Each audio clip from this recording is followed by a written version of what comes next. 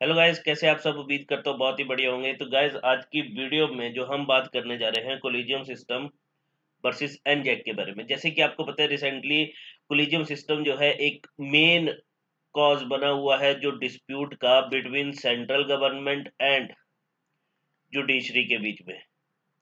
तो अभी इस पे हियरिंग भी हुई थी रिसेंटली। अब ये इसकी पे जो नेक्स्ट हियरिंग जो होने वाली है वो आई थिंक जनवरी मंथ में है। जनवरी 6 और 5 जन 2023 को होने वाली है। एग्जैक्ट डेट मेरे को भी ध्यान नहीं है, बट हाँ, जनवरी के फर्स्ट वीक में ही फर्स्ट हियरिंग होने वाली है, राइट।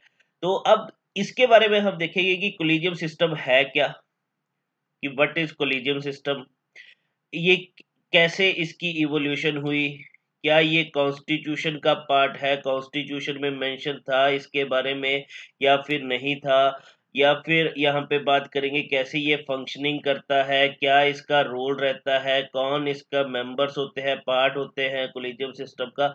सब कुछ इसके बारे में हम जानेंगे और क्या चेंजेस लाए गए थे एनजैक में। जो 99th कॉन्स्टिट्यूशनल अमेंडमेंट एक्ट हुई थी 2014 में, उसके थ्रू क्या चेंजेस यहाँ पे किए गए थे। बाद में इस अमेंडमेंट को नल एंड वॉइड कर दिया गया। अभी रिसेंटली फिर से राज्यसभा में national judicial appointment commission bill जो है प्रपोज किया गया था, बट वो बिल जो है उसको रिजेक्ट कर दिया गया, राइट। तो ये सारी चीजें जो है हम डिस्कस करेंगे इस वीडियो में। तो प्लीज ये वीडियो पूरी देखिएगा, और जो भी मेरे चैनल में फर्स्ट टाइम आया है तो प्लीज मेरे वीडियो को लाइक कीजिएगा, शेयर कीजिएगा, और अगर पसंद आए तो मेरे चैनल को सब्सक्राइब भी कीजिएगा, राइट। Thank you. तो चलो, अब हम स्टार्ट करते हैं कोलिजियम सिस्टम। तो देखो, यहाँ पे कोलिजियम सिस्टम के फंक्शनिंग की बात करूं तो ये क्या फंक्शंस परफॉर्म करती है, ये बात करते हैं अपॉइंटमेंट एंड ट्रांसफर ऑफ जजेस की। दैट मीन यहाँ से नाम रिकमेंडेशन दी जाती है कि किसको यहाँ पे अपॉइंट किया जाएगा और किसकी ट्रांसफर की जाएगी। अब देखो, अपॉइंटमेंट ऑफ सुप्रीम कोर्ट जजेस प्लस हाई कोर्ट जजेस, कि हाई कोर्ट और सुप्रीम कोर्ट में किसको जज अपॉइंट करना है, किसको नहीं करना है, सारी रिकमेंडेशन जो है कोलिजियम सिस्टम से जाती है। बट यहाँ पे ट्रांसफर ऑफ जजेस की बात करूं तो एक बार जो सुप्रीम कोर्ट का जज बन गया तो एक और सुप्रीम कोर्ट में तो उसको ट्रांसफर कर नहीं सकते, तो सुप्रीम कोर्ट के जजेस की ट्रांसफर नहीं होती है। बट यहाँ पे जो हाई कोर्ट के जजेस की ट्रांसफर होती है उनको ट्रांसफर किया जाता है, ठीक है, एक हाई कोर्ट से दूसरे हाई कोर्ट में, राइट। तो जिसकी बात की जाती है आर्टिकल 222 ट्रिपल टू में 222, ठीक है, 222। और ये जो अपॉइंटमेंट ऑफ जजेस की बात की जाती है वो बात की जाती है आर्टिकल 124 क्लॉज 2 में, राइट। तो ये सारा चीज बात करेंगे। और यहाँ पे मैंने एक और पॉइंट यहाँ पे लिखा, separation of judiciary from executive. यहाँ पे देखो, यहाँ पे बात की जाती है separation of judiciary from executive, जिसकी डीपीएसपी में बात की जाती है। डीपीएसपी का आर्टिकल 50 में बात की जाती है separation of judiciary from executive. अब थोड़ा सा ये देखो, यहाँ पे एग्जीक्यूटिव क्यों बोला, लेजिस्लेचर क्यों नहीं बोला। देखो, नॉर्मली आप पढ़ते होंगे कि जो इंडियन गवर्नमेंट है उसके 3 पिलर्स है ना, राइट। नॉर्मली आप यही पढ़ते हो, बट यहाँ पे जो है मेनली 2 पिलर्स होते हैं। एक आपके पास आता है executive, executive, and second one is your judiciary. अब ये जो एग्जीक्यूटिव है, ठीक है, फिर फोर्थ पिलर ऑफ डेमोक्रेसी जिसको हम बोलते हैं सोशल मीडिया, बट मैं सॉरी मीडिया। अब यहाँ पे जो है एग्जीक्यूटिव दो पार्ट्स, दो टाइप्स होते हैं। एक आपके पास होता है टेम्परेरी एग्जीक्यूटिव, एक आपके पास होता है परमानेंट एग्जीक्यूटिव। अब ये जो टेम्परेरी एग्जीक्यूटिव है ये है आपके पास लेजिस्लेचर। अब आपको पता है कि लेजिस्लेचर जो ये जो आगे क्या करती है, लॉज बनाती है, गवर्नमेंट जो लॉज बनाएगी, ये इसका कुछ टाइम पीरियड होता है, टेन्योर होता है, 5 साल का टेन्योर होता है जैसे लेजिस्लेचर का। परमानेंट एग्जीक्यूटिव में आपके पास आएंगे ब्यूरोक्रेट्स, राइट, और एडमिनिस्ट्रेटर जिनको आप बोलते हो, like IAS, IPS, DC, SDM हो गए, राइट। ये सारे जो आएंगे ब्यूरोक्रेट्स, एडमिनिस्ट्रेटर। और जुडिशरी में आपके पास सुप्रीम कोर्ट, हाई कोर्ट, जो और सब ऑर्डिनेट कोर्ट। तो ये रहता है इंडियन गवर्नमेंट का पार्ट। अब देखो, यहाँ पे ये आपको पता ही होगा कि ये दोनों एग्जीक्यूटिव, ये टेम्परेरी और परमानेंट, दोनों एक दूसरे पे डिपेंडेंट है, इंटरडिपेंडेंट है।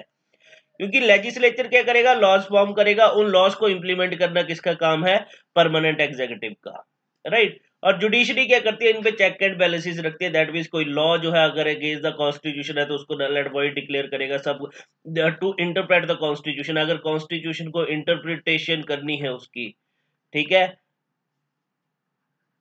तो वो कौन करेगा, जुडिशरी करेगा, राइट। तो ये सारी चीजें होती है। बट हम आएंगे सीधा कोलिजियम सिस्टम पे। तो अब बात करते हैं कोलिजियम सिस्टम। क्या कोलिजियम सिस्टम जो है उसका मेंशन कॉन्स्टिट्यूशन में था? तो कोलिजियम सिस्टम का कोई मेंशन नहीं आपको मिलेगा कॉन्स्टिट्यूशन में, no mention in the constitution. अब ये जो एग्जिस्टेंस में आया, इसकी जो इवोल्यूशन हुई, तो यहां पे पहले बिफोर 2014 से पहले हम जो डील करते थे वो हम करते थे 3 जजेस केसेस। 3 जजेस केसेस के थ्रू यहां पे इसकी इवोल्यूशन हुई। बट यहां पे आफ्टर 2014 अब जो हम यहां पे डील करते हैं 4 जजेस केस को डील करते हैं, जिसके थ्रू कैसे कोलिजियम सिस्टम जो है इवोल्यूशन हुई, और कैसे कि अगर मैं बात करूं आज कोलिजियम सिस्टम जो है is the basic part of Indian constitution, कैसे डिक्लेयर हुआ, वो सारा हम देखेंगे, जिसमें हम 4 जजेस केस जो हैं वो डील करेंगे। तो ये वीडियो पूरी देखना, लास्ट तक देखना, आपके लिए यूजफुल रहेगी। तो यहाँ पे बात करते हैं इवोल्यूशन की। बात करूं तो कोलिजियम सिस्टम में हम 4 जजेस केसेस की बात यहाँ पे करेंगे। तो पहला जजेस केस जो आता है, फर्स्ट जजेस केस की अगर मैं बात करूं तो जिसको एसपी गुप्ता केस भी बोलते हैं, ये एक और नाम से जाना जाता है एसपी गुप्ता केस। ये हुआ था आपके पास 1981 में, जो जजमेंट आई थी 30th ऑफ दिसंबर को, यहाँ पे सुप्रीम कोर्ट की जजमेंट आई थी। तो पहला जजेस केस ये आ गया। अब यहाँ पे देखो क्या डिक्लेयर किया गया सुप्रीम कोर्ट ने। यहाँ पे देखो ये सुप्रीम कोर्ट ने डिक्लेयर कर दिया। सुप्रीम कोर्ट ने क्या डिक्लेयर किया, एक वर्ड यहाँ पे लिखूंगा, primacy.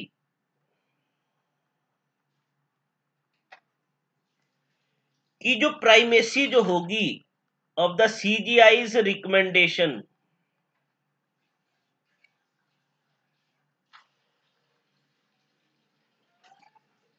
CGI's recommendation on judicial appointment,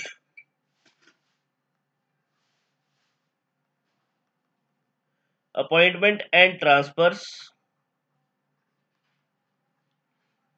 ठीक है, can be refused, ठीक है, for cogent reason,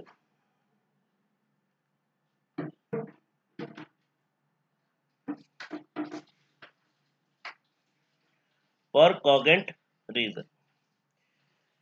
तो यहां पे देखो, यहां पे डायरेक्टली बोल दिया गया कि जो सुप्रीम कोर्ट ने क्लियर कर दिया कि जो सीजीआई रिकमेंड करता है जुडिशियल अपॉइंटमेंट और ट्रांसफर के केस में, किसको, प्रेसिडेंट को। क्योंकि यहाँ पे जो अपॉइंटमेंट्स एंड ट्रांसफर जो होगी by the president of India होगी, तो बोला उसको प्रेसिडेंट क्या कर सकता है, फॉर कॉगेंट रीजन के लिए, मतलब कोई भी ऐसा रीजन फॉर कि एक बहुत ही दृढ़ रीजन की वजह से क्या कर सकता है, उस प्राइमेसी को क्या कर सकता है, रेफ्यूज कर सकते हैं। प्राइमेसी का मतलब कि यहाँ पे सीजीआई की रिकमेंडेशन को फर्स्ट प्रायोरिटी देनी थी, अब उस फर्स्ट प्रायोरिटी को वो क्या कर सकता है, फॉर कॉगेंट रीजन की वजह से उसको रेफ्यूज कर सकता है। दैट मीन्स कि सीजीआई की रिकमेंडेशन नहीं दी जाएगी। तो अल्टीमेटली अब प्रेसिडेंट किसके कहने पे काम करेगा, अगर ऐसा हुआ तो यहाँ पे क्या क्लियरली बोल दिया गया था कि प्रेसिडेंट जो है अब किसके कहने पे भी अपॉइंटमेंट कर सकता है, गवर्नमेंट के कहने पे भी अपॉइंटमेंट कर सकता है।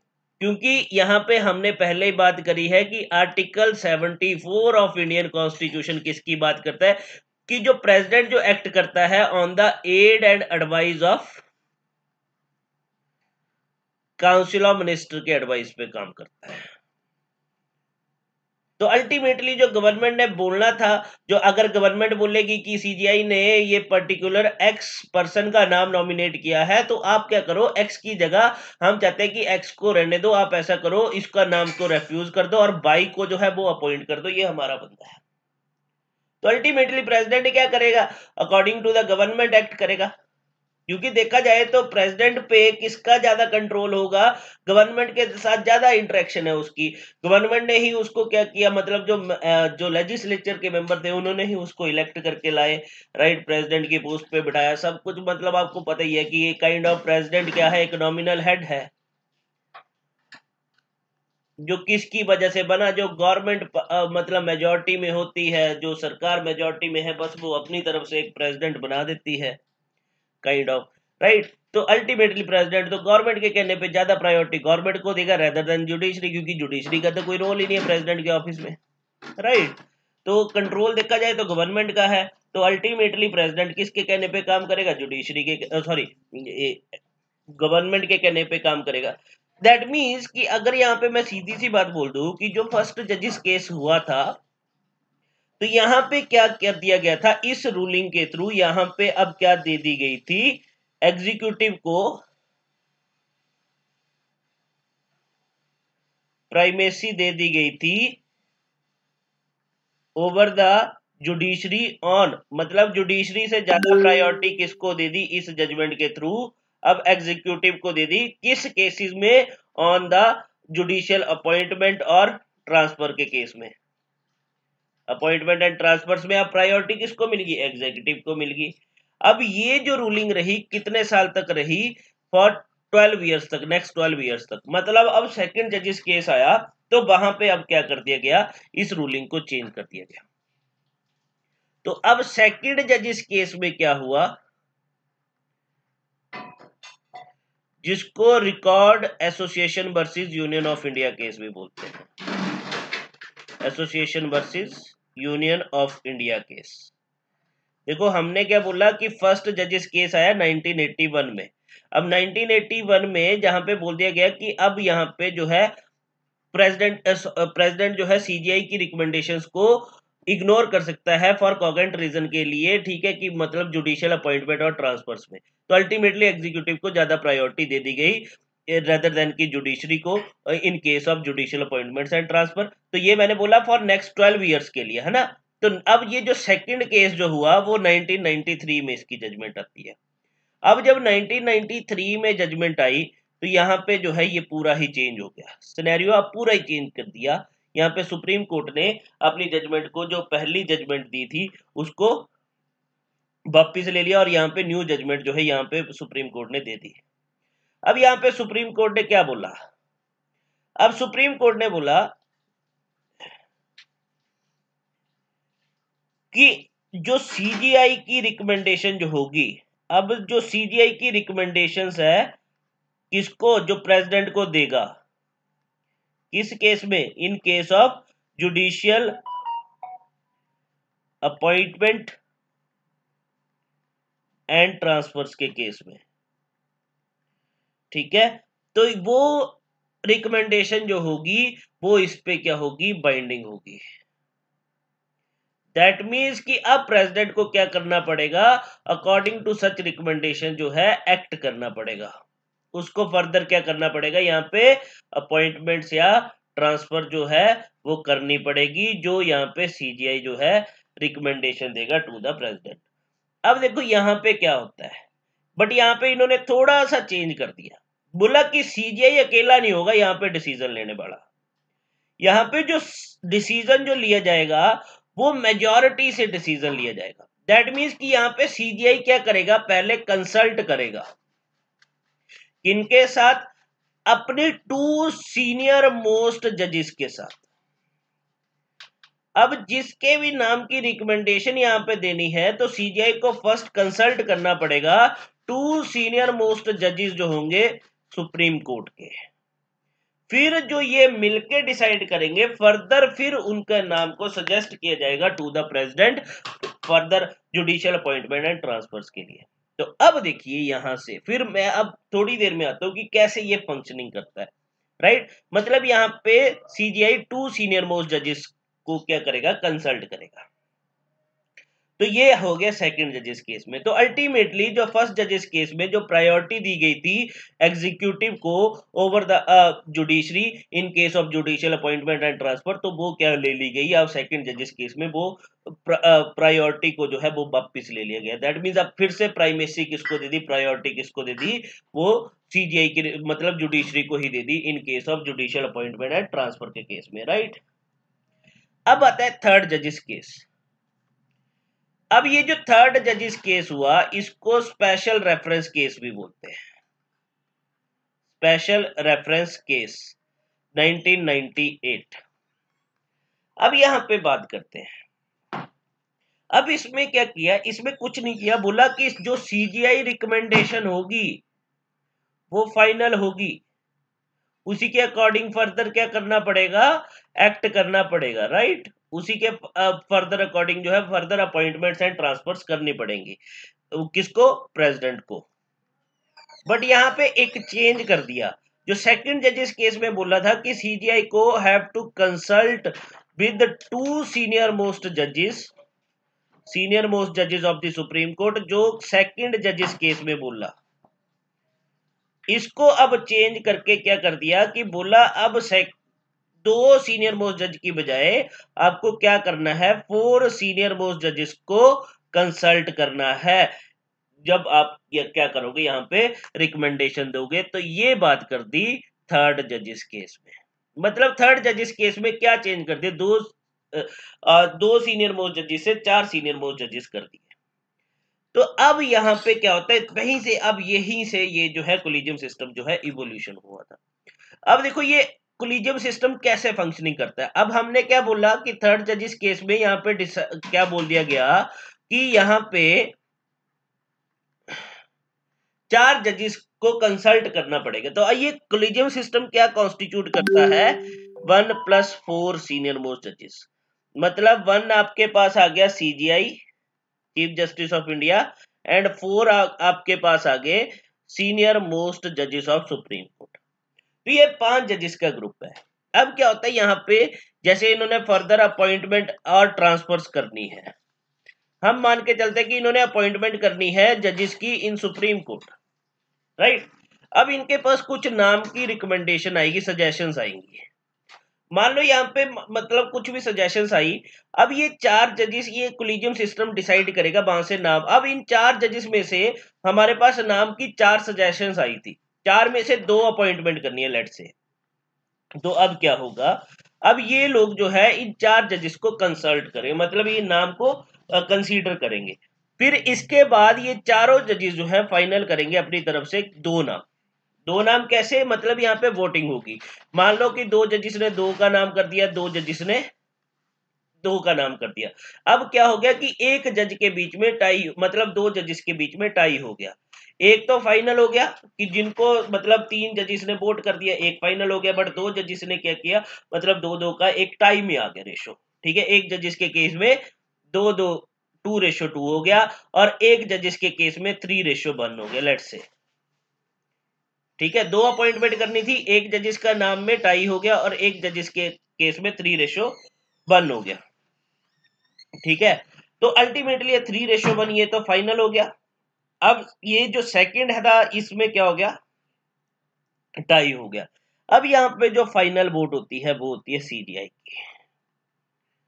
अब यहाँ पे फाइनल वोट होती है सीजीआई की इस केस में जहां पे टाई हो गया। अब जैसे टाई हो गया उसके बाद क्या होगा, अब यहाँ पे मतलब ये आप फाइनल हो गए 2 नाम, जो नाम अपॉइंट करने थे, अब 2 नाम जो है वो फाइनल हो गए। अब इसके बाद क्या होगा, यहाँ पे सीजीआई अब क्या करेगा, इन नाम की रिकमेंडेशन जो है वो सेंड करेगा to the union law minister. अब यूनियन लॉ मिनिस्टर को सीजीआई ने क्या कर दिया, नाम की रिकमेंडेशन जो थी वो सेंड कर दी।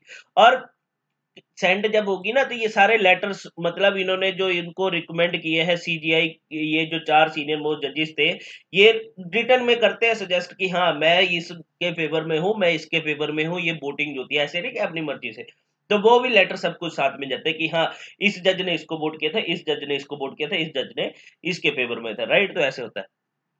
अब लॉ मिनिस्टर क्या करेगा, फिर सीएम को नाम की रिकमेंडेशन देगा और सीएम फर्दर क्या करेगा, रिकमेंड करेगा किसको, प्रेसिडेंट को कि आप क्या कर दो, इस नाम के अकॉर्डिंग जो है फर्दर अपॉइंटमेंट कर दो और ये आप ट्रांसफर्स कर दो। अब देखो यहाँ पे एक और चीज ध्यान रखना, यहाँ पे प्रेसिडेंट चाहे तो एक बारी में, मतलब एक बार जो है ये जो रिकमेंडेशन आती है कोलिजियम सिस्टम से नाम की, इनको क्या कर सकता है, रिटर्न कर सकता है टू द सुप्रीम कोर्ट। मतलब सीजीआई को फिर से बोल सकता है, कोलिजियम सिस्टम को बोल सकता है कि प्लीज आप इन नाम को कंसीडर करो, मैं चाहता हूं कि ये नाम आए, राइट। अब यहाँ पे देखो, जब एक बार मतलब कोलिजियम सिस्टम के पास आया रिकमेंडेशन के लिए, रिकंसिडरेशन के लिए, सॉरी, तो यहाँ पे अब कोलिजियम सिस्टम उसको रिकंसिडर करे ना करे कोई दिक्कत नहीं है, करे ना करे कोई दिक्कत नहीं है। यहाँ पे अगर उन्होंने फिर से सेम नाम की रिकमेंडेशन दे दी तो उसके बाद जो है फिर प्रेसिडेंट जो होता है वो बाइंडिंग हो जाता है उन सच अपॉइंटमेंट और ट्रांसफर करने के लिए, राइट। फिर उसके बाद जो है वो मतलब फिर से वापिस नहीं भेज सकता। तो ये प्रोसीजर होता है कोलिजियम सिस्टम का, राइट। अब देखो ये तो हो गए 3 जजेस केस। अब देखो यहाँ पे क्या हुआ था, 2014 में मोदी जी की सरकार बनी थी। अब 99th कॉन्स्टिट्यूशनल अमेंडमेंट एक्ट लेके आते हैं मोदी साहब 2014 में, जिसके थ्रू ये क्या लेके आए, एन जैक एक्ट लेके आए 2014 में, जो क्या बोलता था, national judicial appointment commission, judicial appointment commission, जिसको इनेक्ट भी कर दिया गया। अब यहाँ पे क्या बोला गया, 99th कॉन्स्टिट्यूशन अमेंडमेंट एक्ट 2014 के, जिसके थ्रू एनजैक को इनेक्ट किया गया और बोला गया अब ये जो नेशनल जुडिशियल अपॉइंटमेंट कमीशन है, कि अब ये जो नेशनल जुडिशियल अपॉइंटमेंट कमीशन होगा ये किसको रिप्लेस कर रहा है, ये रिप्लेस कर रहा है कोलिजियम सिस्टम को। मतलब कोलिजियम सिस्टम को रिप्लेस कर दिया गया बाय एनजैक से। तो अब बोला कि ये जो एनजैक है अब ये क्या करेगा, आपके पास रिकमेंडेशन देगा फर्दर जो आपके यहाँ पे क्या करनी है, अपॉइंटमेंट एंड ट्रांसफर करनी है जजेस की, appointment of supreme court and high court जजेस और ट्रांसफर ऑफ हाई कोर्ट जजेस, राइट। तो बोला अब एनजैक का काम होगा, कोलिजियम सिस्टम को हम क्या कर रहे हैं, रिप्लेस कर रहे हैं किसके साथ, एनजैक के साथ। तो अब यहाँ पे क्या बोला गया, और इसको एनजैक को इन्होंने क्या बना दिया, एक कॉन्स्टिट्यूशनल बॉडी बना दिया, मतलब इसका मेंशन कर दिया कॉन्स्टिट्यूशन में भी, राइट। कॉन्स्टिट्यूशनल बॉडी जो है इसको डिक्लेयर कर दिया गया, इसका कॉन्स्टिट्यूशन में एक आर्टिकल मेंशन कर दिया गया। बट हुआ क्या, अब देखो इसमें एक देख लेते हैं कि एनजैक में इन्होंने क्या बोला, एनजैक एक्ट में बोला कि एनजैक जो है एक कॉन्स्टिट्यूशनल बॉडी होगी जो कंप्राइज करेगी 6 पीपल, जिसके 6 पीपल मेंबर होंगे। अब 6 पीपल जिसके मेंबर होंगे, पहला होगा आपके पास chief justice of India, second और प्लस 2 जो होंगे आपके पास 2 सीनियर मोस्ट जजेस of supreme court, 2 senior most जजेस ऑफ सुप्रीम कोर्ट, टोटल कितने हो गए, 3। सीजीआई सुप्रीम कोर्ट से जो आएंगे वो सीजीआई प्लस 2 सीनियर मोस्ट जज, 3 मेंबर आ गए सुप्रीम कोर्ट से। एक मेंबर आएगा आपके पास गवर्नमेंट से, जो होंगे union law minister, union law minister उसके मेंबर होंगे, राइट। एंड यहां पे बोला जो 2 मेंबर जो आएंगे वो सिविल सोसाइटी से आएंगे, दैट मीन्स 2 यहां पे क्या होंगे, 2 एमिनेंट पर्संस होंगे।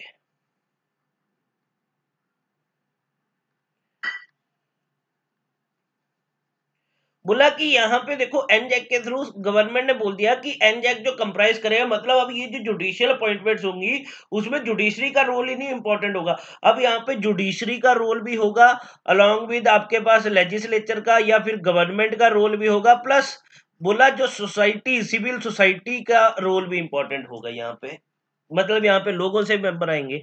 अब ये जो 2 एमिनेंट पर्सन थे, ये बात याद रखना, ये जो 2 एमिनेंट पर्संस थे, बोला ये क्या होंगे, नॉमिनेटेड होंगे, ये नॉमिनेटेड होंगे कितने साल के लिए, 3 इयर्स के लिए, ठीक है। और इनको नॉमिनेट कौन करेगा, इनको नॉमिनेट किया जाएगा एक कमिटी द्वारा। अब ये जो कमिटी जो होगी जिसके मेंबर होंगे chief justice of India, plus PM prime minister of India and जो आपके पास लीडर ऑफ अपोजिशन होगा लोकसभा का, ठीक है, जो लोकसभा के लीडर ऑफ अपोजिशन होंगे वो इसके मेंबर होंगे। और यहाँ पे सीधी सी बात बोल दी कि एक बार जो टू एमिनेंट, मतलब ये जो दो एमिनेंट पर्संस, एक बार जिसको अपॉइंट कर दिया गया, नॉमिनेट कर दिया गया, इस कमेटी की जो एनजैक का मेंबर बन गया, वो फर्दर एलिजिबल नहीं होगा, नॉट एलिजिबल होगा फॉर रीअपॉइंटमेंट के लिए, फिर से उसको उसका नॉमिनेशन के लिए, नॉट अपॉइंटमेंट, यहां पे आएगा नॉमिनेशन। मतलब एक बार जो इसका मेंबर बन गया, फिर दूसरी बार जो है वो फिर से नॉमिनेट नहीं हो सकता। तो ये भी यहाँ पे क्लियर कर दिया गया। बट हुआ क्या यहाँ पे, अब ये 99th कॉन्स्टिट्यूशनल अमेंडमेंट एक्ट हुई 2014 में। अब इसके बाद आया फोर्थ जजेस केस। अब आपके पास आएगा फोर्थ जजेस केस, ठीक है, 2015 में, ठीक है। अब फोर्थ जजेस केस के थ्रू यहाँ पे क्या डिक्लेयर कर दिया गया, अब सुप्रीम कोर्ट ने डायरेक्टली डिक्लेयर कर दिया कि जो 99th कॉन्स्टिट्यूशनल अमेंडमेंट एक्ट जो हुई 2014 में, प्लस जो national judicial appointment commission act आया 2014 में, दोनों को हम क्या कर रहे हैं, नल एंड वॉइड डिक्लेयर कर रहे हैं, क्योंकि ये क्या है, अगेंस्ट द कॉन्स्टिट्यूशन है। क्योंकि मैंने पहले बोला कॉन्स्टिट्यूशन को प्रोटेक्ट करना, उसको इंटरप्रेट करना, वो किसका काम है, जुडिशरी का काम है। तो यहाँ पे क्या बोल दिया कि सुप्रीम कोर्ट ने क्या बोला कि ये जो हमारे पास कोलिजियम सिस्टम है, जिसके थ्रू यहाँ पे क्या की जाती है, अपॉइंटमेंट एंड ट्रांसफर की जाती है, तो ये जो है दैट मीन्स अगर देखा जाए तो ये फ्री है फ्रॉम द एग्जीक्यूटिव इंटरफेरेंस। तो इससे हम क्या करते हैं, ये हमारी कोलिजियम सिस्टम जो है ये शो करता है इंडिपेंडेंस ऑफ जुडिशरी को, इंडिपेंडेंस ऑफ जुडिशरी। बोला कि जो एनजैक से क्या हो रहा था, हमारी इंडिपेंडेंस ऑफ जुडिशरी जो है वो ब्रीच हो रही थी, तो हम क्या कर रहे हैं, एनजैक को नल एंड वॉइड डिक्लेयर कर रहे हैं। और यहीं से अब सुप्रीम कोर्ट ने क्या डिक्लेयर कर दिया, कोलिजियम सिस्टम को as a basic part of Indian constitution, basic part और basic structure of Indian constitution declare कर दिया। अब इसके बारे में भी अगर मैं थोड़ा सा बात कर दूं, basic structure of Indian constitution, तो यहाँ पे देखो, अब अगर पूछा जाए क्या collegium system is a basic part of Indian constitution, yes, ठीक है, तो ये बेसिक पार्ट है इंडियन कॉन्स्टिट्यूशन का, बेसिक स्ट्रक्चर है इंडियन कॉन्स्टिट्यूशन का। अब थोड़ा सा एक बात करता हूं, आर्टिकल 368। अब आर्टिकल 368 जो है ये एम्पावर करता है किसको, पार्लियामेंट को,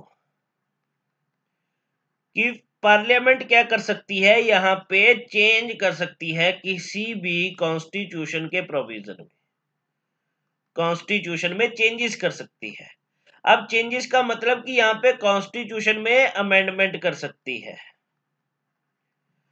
अब अमेंडमेंट तो कर सकती है, बट इसका मतलब ये नहीं कि बेसिक स्ट्रक्चर को चेंज कर दे, राइट, कि उसके बेसिक स्ट्रक्चर को चेंज कर दिया जाए। जो बात करी गई, तो यहाँ पे सुप्रीम कोर्ट ने केशवानंदा भारती केस हुआ था 1973 में, जहां पे सुप्रीम कोर्ट ने डायरेक्टली बोल दिया कि ठीक है, अगर आपको यहाँ पे कॉन्स्टिट्यूशन को कॉन्स्टिट्यूशन में चेंजेस करने की पावर जो ग्रांट करी गई है अंडर आर्टिकल 368, वो आपके पास पावर है, उसको कोई नहीं छेड़ रहा, वो आपके पास ही रहेगी, ना हम ले रहे हैं ना कोई और लेगा।